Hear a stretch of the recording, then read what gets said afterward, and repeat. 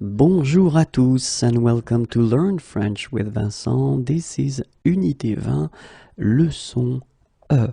And we'll see together in this lesson tiens et tiens. Okay, so I assume that now you think that Vincent is too tired and maybe, he should rest a little bit because he's got a strange title for this video, but no. I'm not tired at all. And it's true that I wanted to make this little video because I've been having some students who actually have been asking me this question regarding tiens et tiens. Okay, so basically when you get this form tiens, it's quite interesting because it can be connected to two things.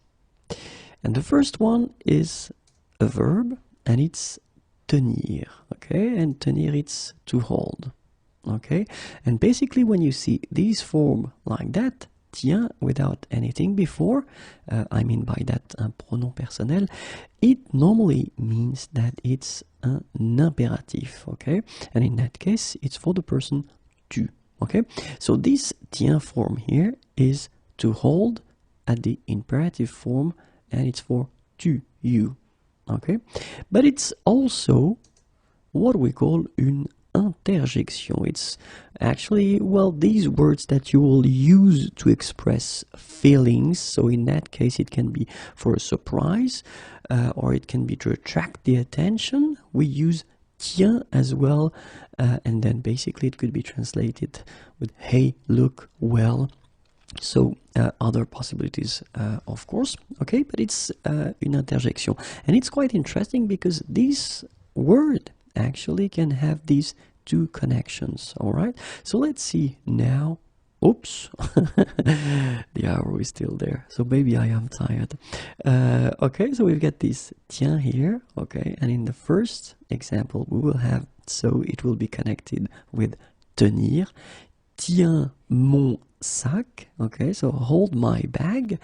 Tiens mon sac, all right, or then it could be tiens ma clé, all right. So in that case, you can see that you don't have tu because it's the imperative, and remember, we don't put le pronom personnel, we just put the form, okay. Tiens ma clé, hold my key.